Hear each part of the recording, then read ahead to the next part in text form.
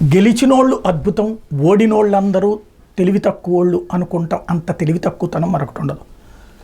రాజకీయాల్లో ఎత్తులు వేసుకున్నారు. అటు తెలుగుదేశం ఎత్తులు, ఇటు వైఎస్ఆర్ కాంగ్రెస్ పార్టీ ఎత్తులు.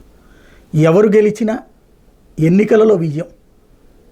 అదే సందర్భంలో పరాజయం పాలైన వాళ్ళు దేశం విడిచి పారిపోరు, లేదంటే కనుక ఏమీ నాశనము అయిపోరు.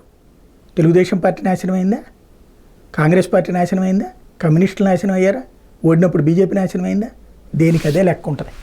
కాకపోతే విజయం సాధించిన వాళ్ళ చేతుల్లో 5 ఏళ్ళు ఉంటుంది, పరాజయం సాధించినటువంటి వాళ్ళకి 5 ఏళ్ళు పరీక్ష ఉంటుంది. అది మనం గుర్తుపెట్టుకోవాల్సిన అంశం. అభిమానం ఏ పార్టీ తరపున ఉన్నా తప్పులేదు. ఆ అభిమానం అన్నటువంటిది గెలిచినటువంటి వాళ్ళు ఎదుటి వాళ్ళని హ్యూమిలేట్ చేసే ప్రయత్నం చేస్తారు, ఓడినటువంటి వాళ్ళు డిప్రెషన్లోకి వెళ్తారు. అది నాయకులకి లేని బాధ కార్యకర్తలకు అవసరమా? మరింత టెంపర్తో నెక్స్ట్ ట్రిప్ అన్నటువంటి తెలుగుదేశం పార్టీ వాళ్ళు కసితో ప్రయత్నించలేదా? వైఎస్ఆర్ కాంగ్రెస్ పార్టీ వాళ్ళు 2014 నుంచి కసితో ప్రయత్నించలేదా? ఎప్పటికప్పుడు కసి తర్వాతన విజయం సాధించారు కదా.